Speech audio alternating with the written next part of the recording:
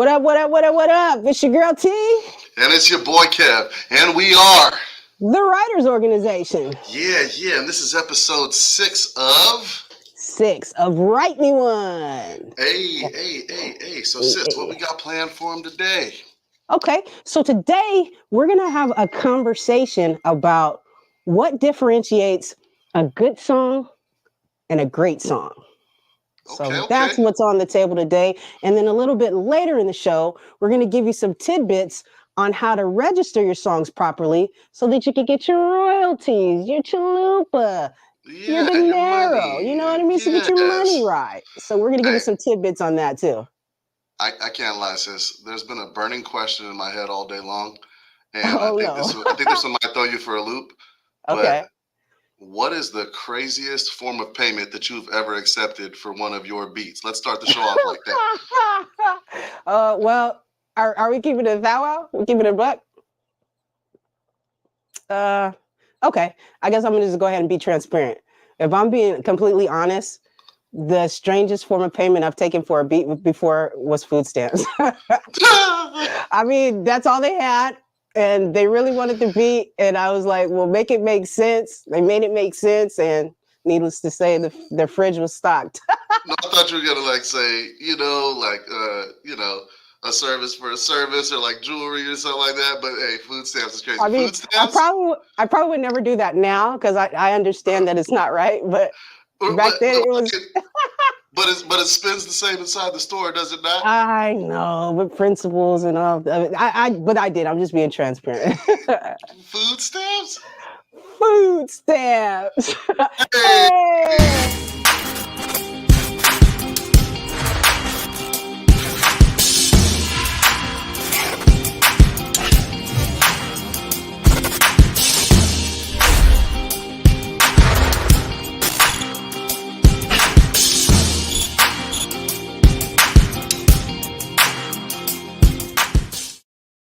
Hey. Hey. Hey. So we're back. Welcome to Write Me One TV episode 6. Now, this is a podcast that brings you uncensored, we bring you an uncensored debate where we engage about everything involving the songwriting process. So tonight we're going to be engaging in a debate about what differentiates a good song from a great song. Later in the show, like I said, we'll be giving you important tidbits on how to register your songs and secure your money. But tell them what they need to do. If you're new to the channel, if you've never visited us before, just take a moment out. I got you. So, if you're new to the channel, you've never seen us before, this is episode 6, but if you've never seen us before, go ahead, like, comment, and subscribe. Do it now, please, and thank you. We appreciate you. Please and thank you. Now, Yeah. before we introduce our special guests, we want to go ahead and just take a moment out to say thank you to our sponsors.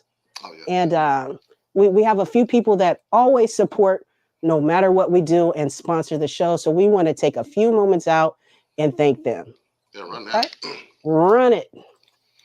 Mm-hmm. So first off, we're going to start with Cheryl West over at the CW Barber Lounge. Now, if you need like professional looking grooming and a dope haircut, hit her up. She is never going to disappoint you. And she's available by appointment only on VZ Book. So hit her up. That's CW Barber Lounge and the homie, Cheryl Weston. I mean, she knows how to cut. Oh, who we got next? So next, we have our family member and friends over there at Beauty and the Skin Titian, okay? So you want to reach out to Caitlin Say-Lee. She's actually running a Mother's Day special right now for the entire month of May, where she's giving out $10 off of specific services. She does everything ranging from facials to waxing. So go ahead and treat your mom or treat another mother. And her IG is Beauty and the Skin Titian. So hit her up, okay? Oh, yeah. Next is one of my favorite pastimes. If you appreciate a good whiskey pour, go to Sacktown Whiskey on Facebook. Hit them up. Give them a like, Sacktown Whiskey. When spirit enthusiasts with a primary interest in whiskey facilitate and grow, that is the place they do it. Sacktown Whiskey. Give them a like. Yes. Now, we can't forget about our guy, Tyrese Dobbins and Filthy Rebel Clothing. Now, this company is rebelling against bully, one t-shirt and one hoodie at a time. You can reach the CEO, Tyrese Dobbins, at Filthy Rebel Clothing on IG. Make sure you go ahead and tap in, as I think they're giving away, they're doing some pretty good specials right now as the season is changing. Now, Yes, last yes. but not least, Last but throw a not round of least, applause for our kinfolk, right? Yeah. We got to give a special shout out to our family over there at Genetics. Genetics hey, in Sawhawk Gardens. I'm hoping I'm saying Sawhawk Gardens right. But this is our family members. They're in the Southland. They specialize in medicinal flower tinctures, rubs, and goodies. Tap in with them on Instagram at underscore Genetics underscore. hey, I think it's time to bring someone on, man. I think it's time to bring someone on. Now, Yeah. tonight's special guest is a local superstar making waves globally. Run that intro for Miss Carla Fleming. Let's go. Carla. What's up?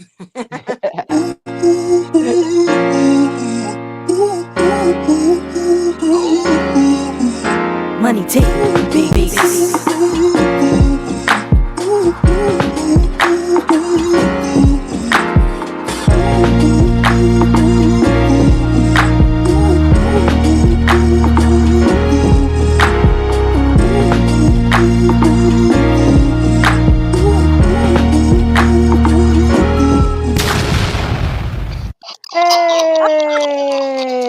Hey, y'all see her. Now, hailing from Chicago, Illinois, now residing in Sacramento, California, she's a world-renowned singer, songwriter, playwright, actress, producer, vocal coach, and so much more. You for the beautiful, the talented Carla motherfucking Fleming. Hey, Hey, that's what what I'm a talking about. fucking intro. How you doing, Carla? I'm good. So tell us how life has been. Life has been lifing. I mean, it's good. I have a lot going on, staying busy, Cool. and taking time to appreciate accomplishments, things like All that. right. Life, That's life, what I'm Little more. talking about. That's right. That's what I'm talking about. Well, tonight, Carla, we're going to be discussing what differentiates good songs from great songs. And we'd like to know what your take on this is. Well, I don't know. It's so I don't necessarily think that a hit song is a great song, because Okay. there are a lot of songs that are hits that are not great songs. They're like good songs. People vibe to them and they get a lot of airplay, and you know what I mean? But a Yeah. great song, in my opinion, is a song that sticks with you throughout time. Like, it's a song that it draws you in and it keeps you probably Yeah. for a lifetime. So it's all those lifetime songs that's still in your your playlist since you Yeah. was a kid. You know what I mean? Yeah. Yeah. That's a I great. do. I I couldn't do. agree more. My take is similar to yours. What a good song is to me is like, okay, I can listen to this maybe for a week. I can listen to this 5 times. I ain't sick of it. I'm bopping to it, right? But like it loses its value over time. And so I'd say a great song is one of those songs where, you know, a year from now it still has the same feel. It makes you feel the same way when you listen to it a year later, 2 years later, 10 years later. So I agree. Those timeless songs are what makes a song great. Not good, Yeah. but Yeah. great. Yeah. Yeah. I'm going to have to say I agree too. Where it differs a little bit from me is a good song probably has one catchy element, maybe like a good hook, or the beat just like, I can listen to this beat, or maybe it's the hook, or maybe it's like one particular line, right? But a great song has that over and over and over again where you're like, run that line back, ooh, or it makes you remember a specific space and time and what you were doing, or Mm-hmm. how it makes you feel a way that you felt like ribbon in the sky. It makes me Oh, remember my auntie's wedding, right? Because it was just like an emotional moment for me. Like I was so happy that she finally found happiness. So every time I hear Ribbon in the Sky, it takes me back in like 15, 20 years. And it's like I'm right there at that wedding. So the difference for Mm-hmm. me is like the song it just has to touch you in a way, and it has to have so many things. Like Carla Fleming actually has some songs where I got some parts in them like, oh, that's my part. Run that back. You know what I mean? So to me, that's what differentiates, good songs from great songs. So let's dive into it a bit. So what's your writing process, Carla? So it's evolved over time, but I started out as a copycat writer, meaning Okay. that I would study other people's songs, right?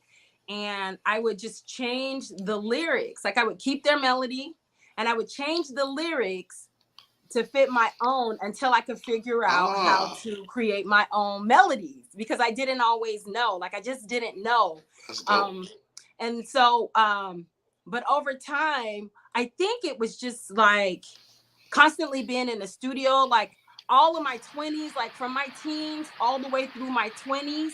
I spent probably 90% of my life in a studio.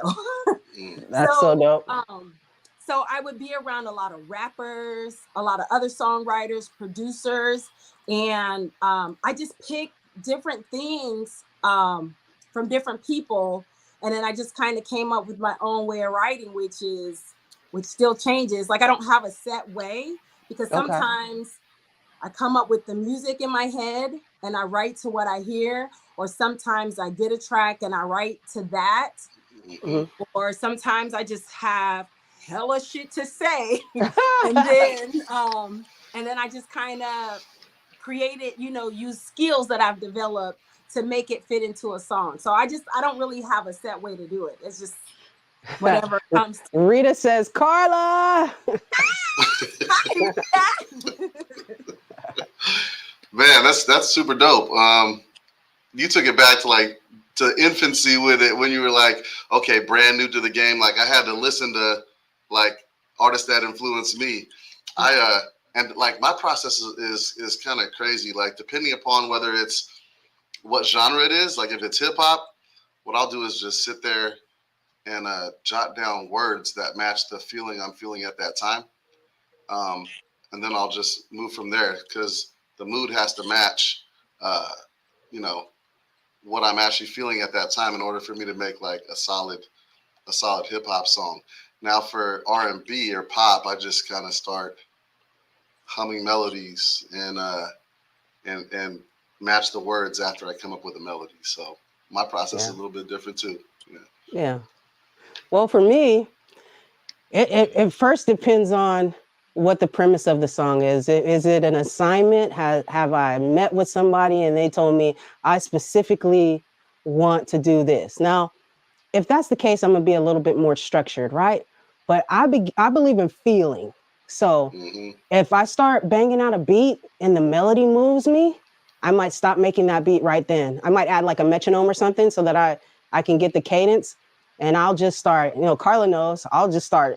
I'll have my own singing session. You know what I mean? Ooh, Yeah. ooh, ooh, and I try to mimic other people. I didn't realize Carla actually put me on to this because she's like, oh, that's a Whitney Houston. And I was like, you know what? I do that often with different people like Luther. When we're writing a lot, I feel like we're mimicking some of the things that we like from the classics. And another thing I do is that I never want to write something subpar. If I Mm-hmm. don't feel it, I scrap it right. because my goal is to write timeless music. I don't want to write a bop, right? It might turn into a bop if the beat bop, right? Hey, if the beat bop, it Hey. might be a bop, right? But And if it's my T beats, then the speaker's going night. Hey. but I usually don't start out that way. And sometimes it's crazy. It could be a piano. I remember when we were together, Carla, we were writing and we just had, you taught me that. We just had the piano going and you started singing, vibing. So I do that to this day. So it really depends on how I feel. If I'm feeling down, it's going to be a somber song. If I'm feeling energetic, I just got a raise or something, it's going to be a party song. You know what I mean? So That's the process. The process for me is not to actually have so much structure, but have feeling and then structure a little bit later. That's what's up. So Yeah. I got a question for you, Miss Carla Fleming. Yes. Um, have you ever written for somebody? Have you ever written a song for somebody? I have. I've written for a ton of people, but hey. and for a ton of reasons too, like for events and like organizations. I've written hooks and things like that. But I would say the most famous person that I've written a song for is Howard Hewitt. All So Hey, right. his last studio album I wrote with Robert Brookins, the late Robert Brookins, who's from Sacramento. Everybody knows Rob. Where is the love?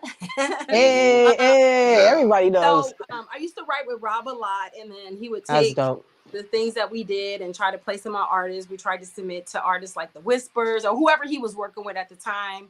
He would take stuff and submit it. But the one thing that actually came to completion for a famous artist was the song I wrote for Howard Hewitt. And then he also, Rob also put a song that I wrote for him on his last album, which was great too. That's a great accomplishment too. Wow. Hey.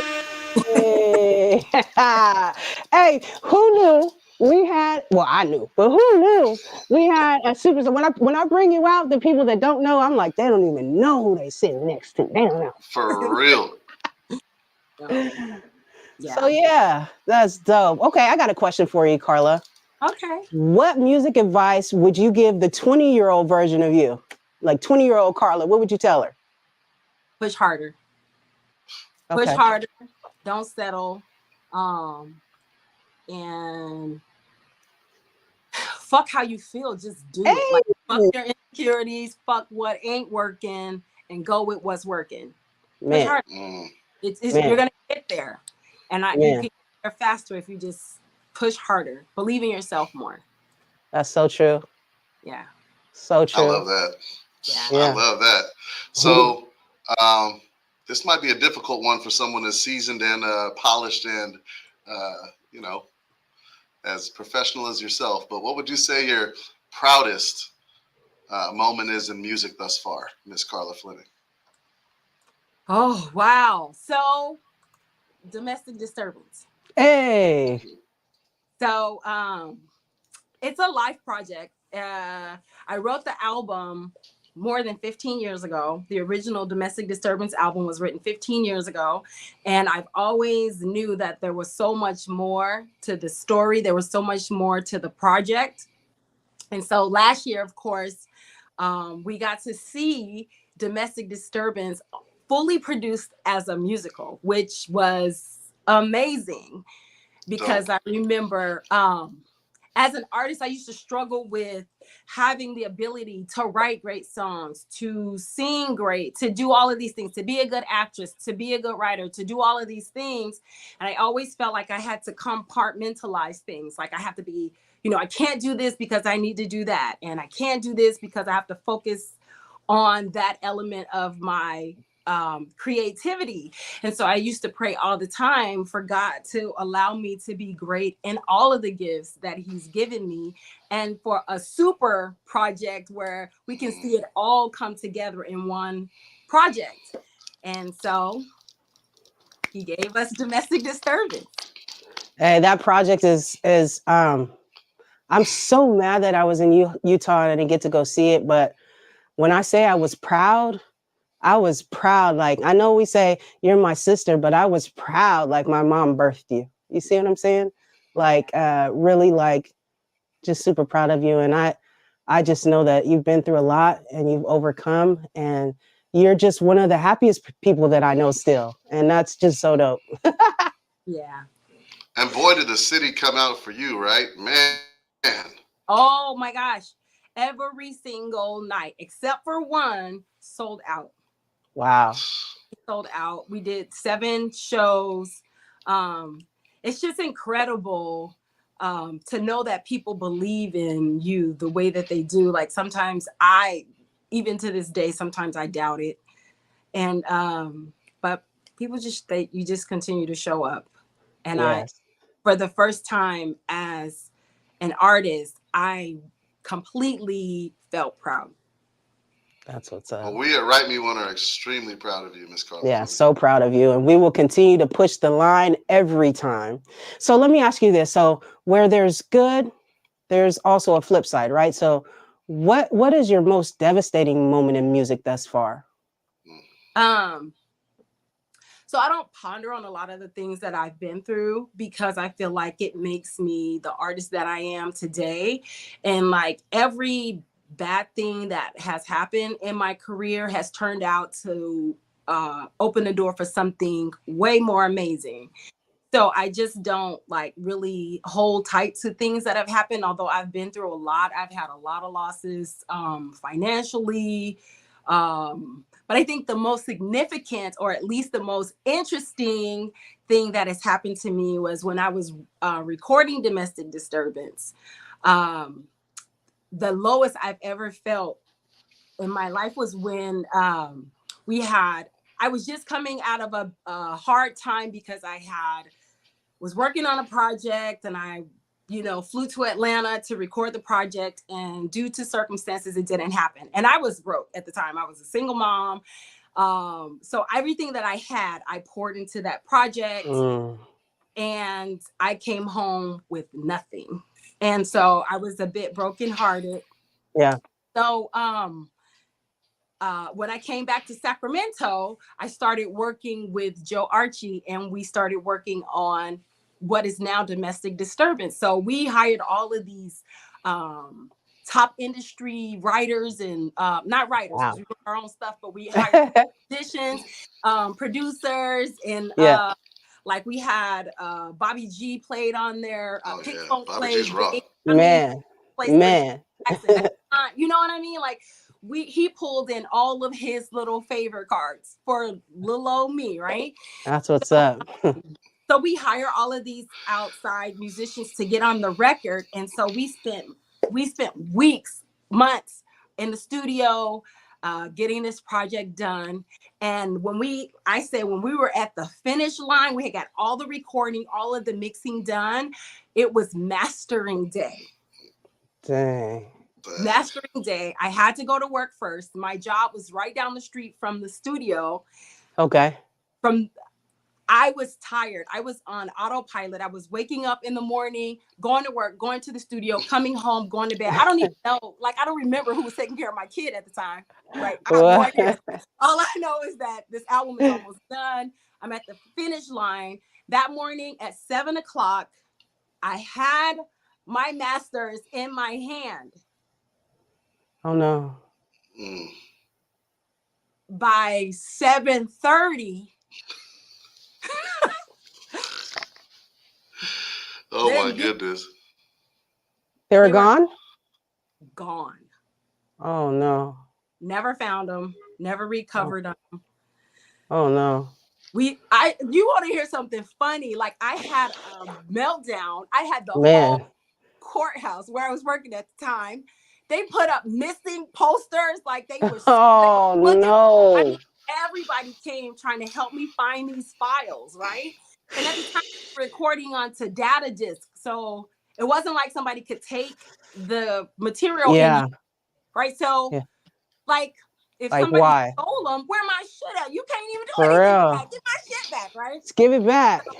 Long story short, I never recovered the masters, but I was so depleted because, like I said, I was already broke. I was already on homie hookups, right? I didn't have no money. Man.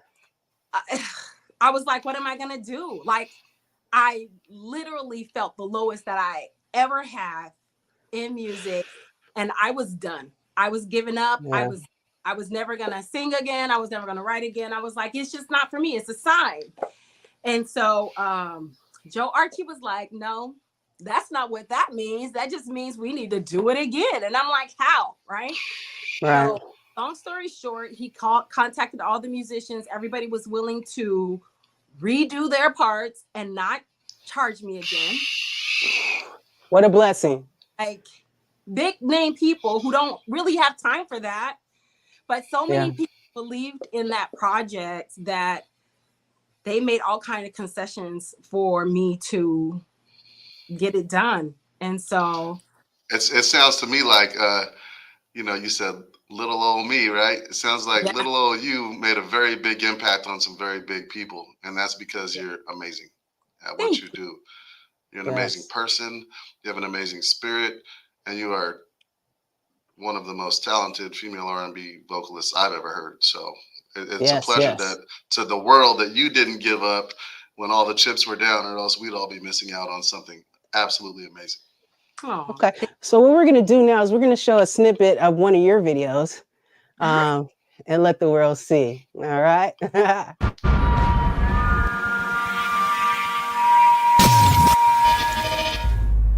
Hello? Did you get him? Well, you know where to take him.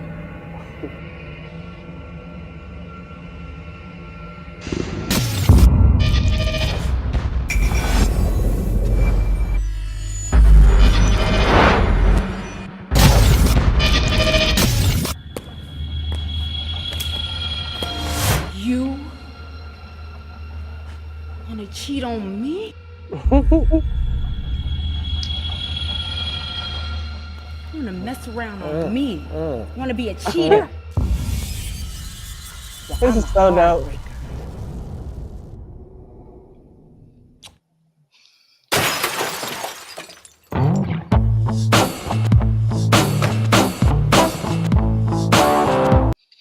Hey. Hey, Hey, that's so classic. Oh, that's classic. I love it though. I mean, because you're able to do songs like, and I mean, you could do. I believe you could do whatever song or whatever genre of music that you wanted to. You've actually involved us in some stuff that we were like, we probably would have never had the opportunity of doing when you involved us in Weapons Down. Um, that's still one of my highlights. That's where I one of the first times I saw my name on something that like went on to do really great things. So it just you never cease to amaze me, sis, and I'm so proud of you. Thank you. Yeah, yeah. I got a So question we're for you, Miss Carla. Yes. yeah, I got a question. And this might be really hard, but if you had to choose one artist that had the most influence on you, who would that artist be? That's not hard for me at all. Um, I believe that Babyface has had the most influence on me as an artist. Um, like I said, when I started writing, he was the he was the songwriter that I studied the most because he keeps it plain. Like he doesn't use like too many over the top metaphors, or you don't have to try to key into what he's saying. He doesn't overcomplicate things. He keeps it simple, but he every single one is a hit. It's a hit.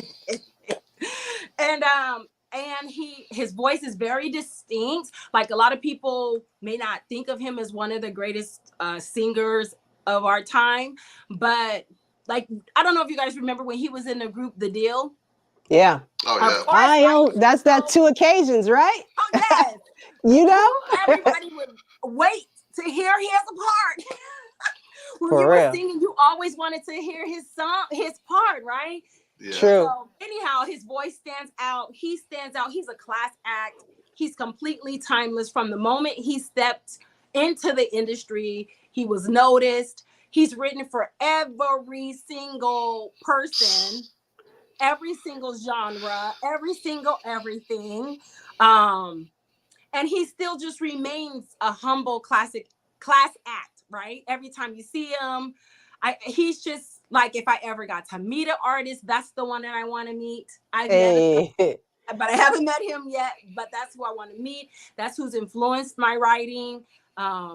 That's if he is the artist that if I had an opportunity for him to hear my stuff and get feedback, good, bad, or indifferent, like Woo. that's That's bucket I, list stuff, huh? yes, that's what I want in my life.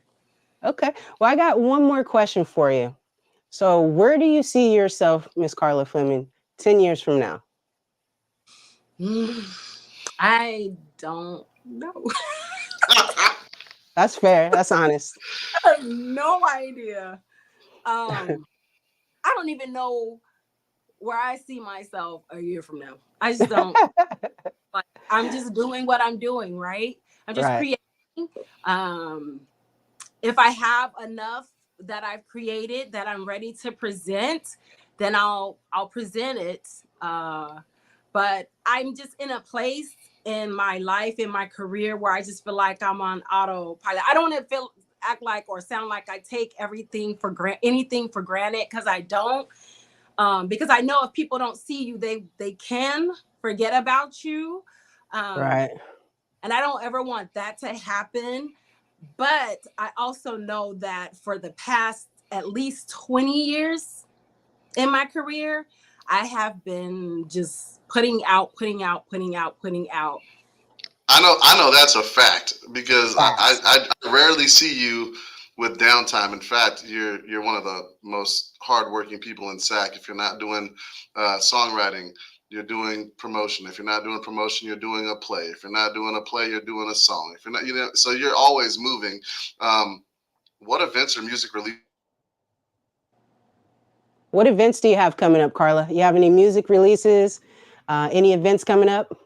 Well, this next weekend, May 11th, I'm going to be featured in the first annual Elk Grove Music Festival, which is, Hey. you know what I mean? It's like, it's, to me, it's an honor because I'm local, whatever. Nah, no way. No way. Whatever.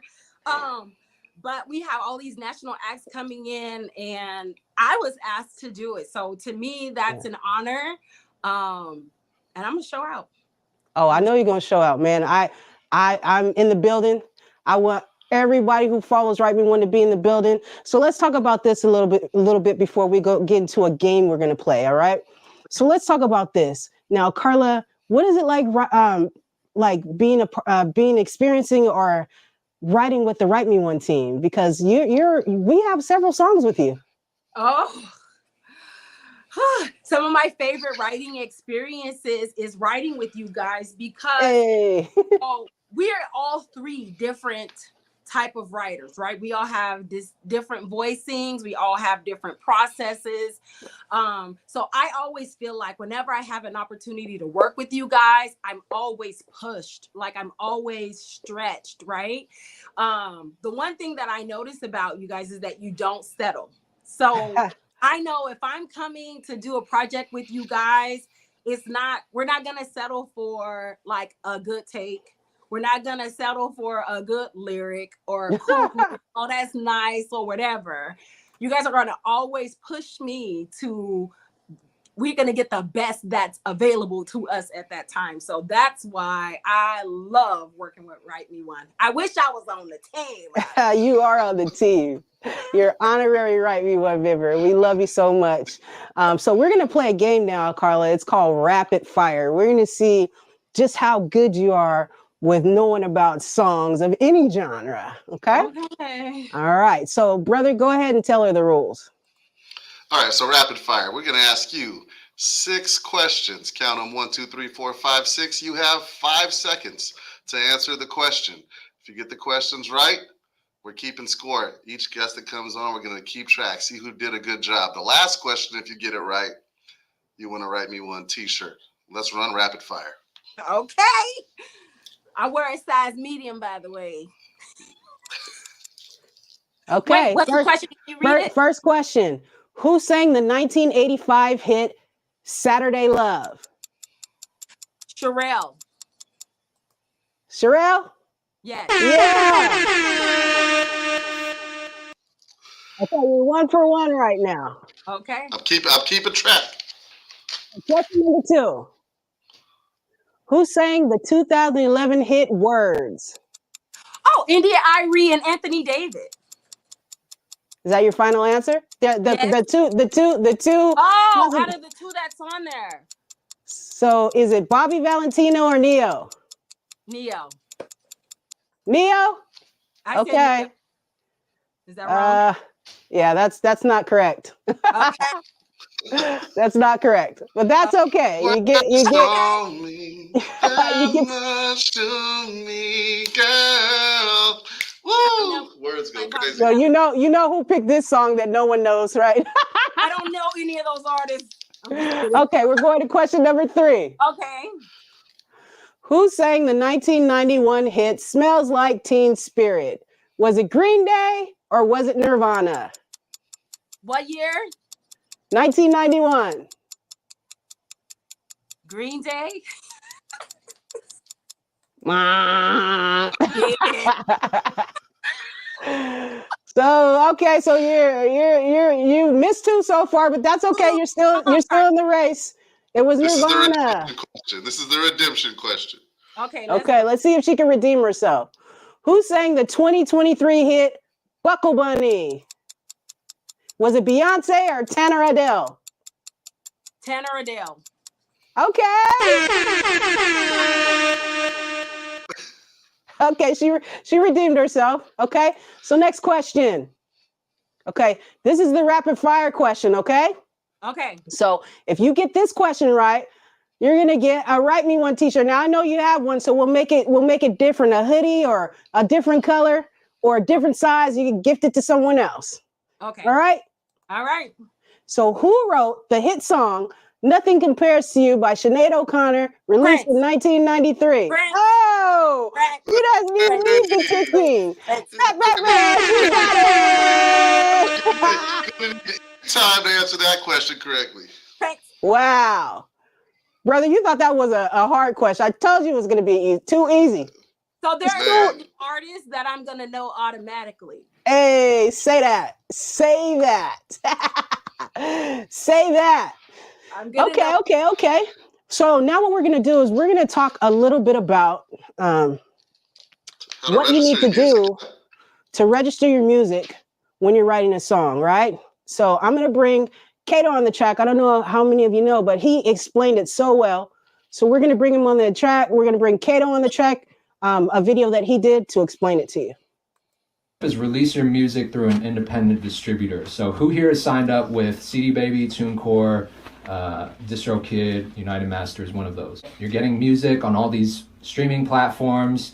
You're collecting revenue from the master recording. Cool. So the second step, affiliate yourself with a collection society. In the US, that's ASCAP, BMI, or CSAC. Your PRO is going to collect your share of performance royalties. So anytime your music is streamed in a restaurant or in a concert venue, or let's say you get a sync placement and it gets on a TV commercial, right?